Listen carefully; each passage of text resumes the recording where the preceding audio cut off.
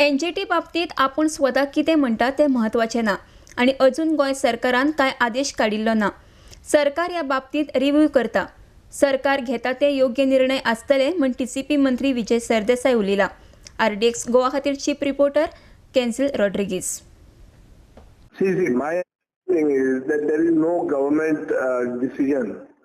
The government has not taken a line as yet. Chief Minister is reviewing the order. What I have said is that the essence of that order cannot be lost on us. Okay. That is what I have said.